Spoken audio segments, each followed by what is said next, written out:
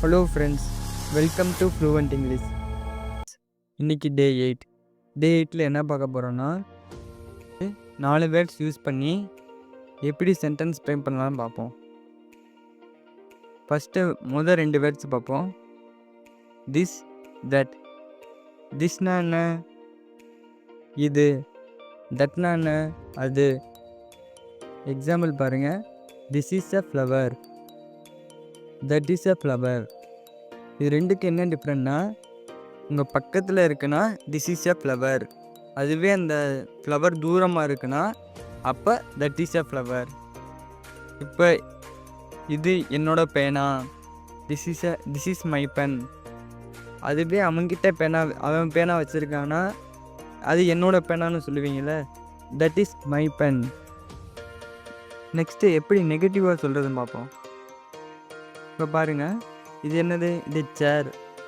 Not use பண்ணி நெகட்டிவாக சொல்லலாம். This is not a flower. இங்கே என்ன இருக்குது? சேர் இருக்குது. அதனால் இது ஃப்ளவர் இல்லை, அதனால் flower. That is not a flower. இப்போ என்னது வரும்? அது this is a chair. Next that is not a flower. அது தூரத்தில் இருக்குது, ஆனால் அது ஃப்ளவர் இல்லை. அது என்ன இருக்குது? அங்கே என்ன இருக்குது? சேர். இதே மாதிரி நீங்கள் நிறைய திங்ஸை வச்சு ட்ரை பண்ணி பாருங்கள். நெக்ஸ்ட்டு இதுவே எப்படி கொஸ்டினாக கேட்குறதுன்னு பார்ப்போம். இதில் இஸ்ஸை மட்டும் முன்னாடி போட்டு கொஸ்டினாக கேட்கலாம். Is this the flower? அது ஃப்ளவரான்னு கேட்குறது.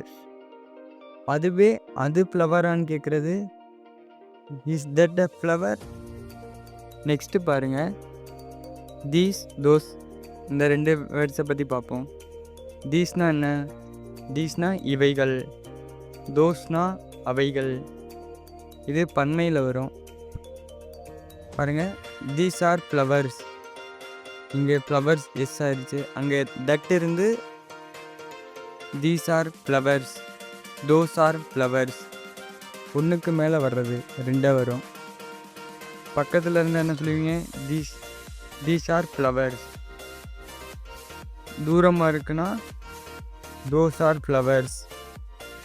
அதுவே நெகட்டிவ் வேர்ட்ஸில் சொல்லணும்னா பாருங்கள். These are not flowers. இங்கே ஆர் பக்கத்தில் நாட் மட்டும் வரும். இது ஃப்ளவர்ஸ் இல்லை. Those are not flowers. Next இதுவே கொஸ்டினாக கேட்கணுன்னா, இது ஃப்ளவர்ஸா, இவை ஃப்ளவர்ஸா, அவை ஃப்ளவர்ஸான்னு கேட்குறதுனா என்ன வரும்? அதே தான், ஆர் மட்டும் முன்னாடி போட்டு are these flowers, are those flowers. அவ்வளோதான் ஃப்ரெண்ட்ஸ். நெக்ஸ்ட்டு ஹோம்ஒர்க் பார்க்கலாம். ஹோம்ஒர்க் பாருங்கள். இது என்னுடைய புத்தகம், அது என்னுடைய புத்தகம். மறக்காமல் கமெண்ட் பண்ணுங்கள். இன்னும் சப்ஸ்கிரைப் பண்ணாலும் சப்ஸ்கிரைப் பண்ணுங்கள். அப்படியே அந்த பெல் ஐக்கான் கிளிக் பண்ணி உங்கள் ஃப்ரெண்ட்ஸ் அண்ட் ஃபேமிலிக்கு ஷேர் பண்ணுங்கள்.